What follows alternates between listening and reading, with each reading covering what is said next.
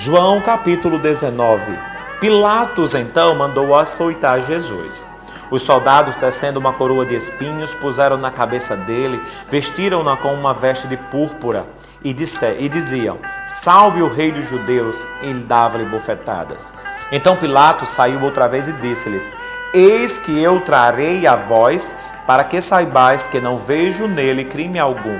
Saiu, pois, Jesus, usando a coroa de espinhos e a veste de púrpura, e disse-lhe Pilatos: "Eis o homem." Vendo-o, pois, os principais dos sacerdotes e seus guardas clamaram: "Crucifica-o, crucifica-o." Disse-lhe Pilatos: "Levai-o e crucificai-o, porque nenhum crime vi nele." Responderam-lhe os judeus: "Nós temos uma lei, e segundo a nossa lei ele deve morrer, porque declarou ser filho de Deus." Pilatos, quando ouviu esta palavra, ficou ainda mais atemorizado. Ele entrou outra vez na audiência e disse a Jesus: "De onde és?" Jesus, porém, não lhe deu uma resposta. Perguntou-lhe Pilatos: "Não me respondes? Não sabes que tenho poder tanto para te crucificar quanto para te soltar?" Jesus respondeu: "Nenhum poder terás contra mim, se de cima não fosse te concedido.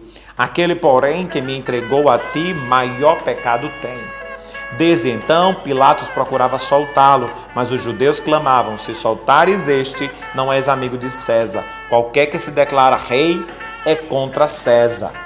Ouvindo Pilatos estas palavras, levou Jesus para fora e assentou-se no tribunal no lugar chamado Litrósofos, que em hebraico chama-se Gabatá. Era o dia da preparação da Páscoa e quase a hora sexta. Ele disse aos judeus: "Aqui está vosso rei." Mas eles bradaram: "Fora, fora, crucifica-o." Disse-lhe Pilatos: "Hei de crucificar vosso rei?" Responderam os principais dos sacerdotes: "Não temos reis, senão César." Então Pilatos o entregou para ser crucificado, e tomaram Jesus e o levaram. Jesus, levando nas suas costas sua cruz, saiu para um lugar chamado Caveira, que em hebraico se chama Gólgota, onde se crucificam junto com outros dois, um de cada lado. Pilatos mandou fazer uma placa e colocá-la no topo da cruz. Nela estava escrito: "Jesus Nazareno, Rei dos Judeus." Muitos dos judeus leram este título porque o lugar onde Jesus estava sendo crucificado era próximo da cidade e fora escrito em hebraico, grego e latim. Os principais dos sacerdotes dos judeus disseram a Pilatos: "Não escrevas, o rei dos judeus", mas que ele disse: "Sou o rei dos judeus." Pilatos respondeu: "O que escrevi, escrevi." Tendo os soldados crucificado Jesus, tomaram suas vestes e as repartiram em 4 partes, para cada soldado uma parte e uma túnica. A túnica, porém, tecida toda de alto a baixo, não tinha costura. Disseram uns aos outros: "Não a rasgaremos, mas lancemos sorte sobre ela, para ver de quem será." E isto para que se cumprisse a escritura que diz: "Repartiam entre si minhas vestes, e sobre a minha túnica lançaram sortes."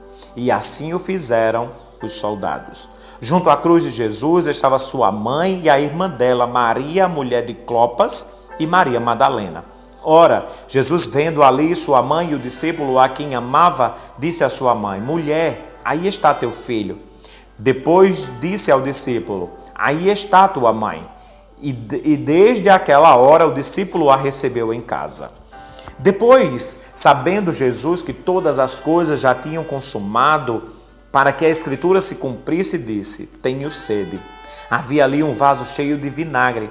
Então encharcaram de vinagre uma esponja e, pondo-a em um hisopo, lhe chegaram à boca.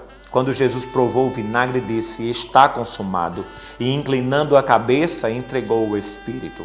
Os judeus, pois, para que no sábado não ficassem os corpos na cruz, porque era o dia da preparação, pois era grande o dia daquele sábado, rogaram a Pilatos que lhes quebrassem as pernas e fossem retirados.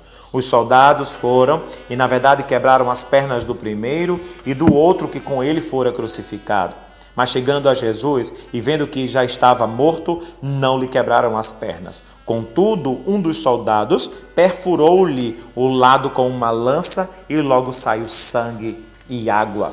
Aquele que isto viu e testificou o seu testemunho verdadeiro, ele sabe que é verdade o que diz, para que também o creiais.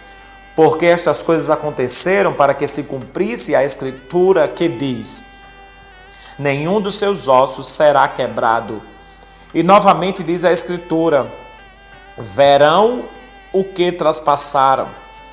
Depois disto, José de Arimateia, que era discípulo de Jesus, embora ocultamente por meio dos judeus, rogou a Pilatos que lhe permitisse tirar o corpo de Jesus.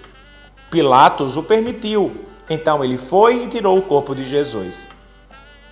Foi também Nicodemos, aquele que anteriormente se dirigira a Jesus de noite, levando quase em 100 carretéis de um composto de mirra e aloés. Tomaram, pois, o corpo de Jesus e o envolveram em lençóis como tapeçarias. E os judeus têm como por costume fazer uma preparação para o sepultamento.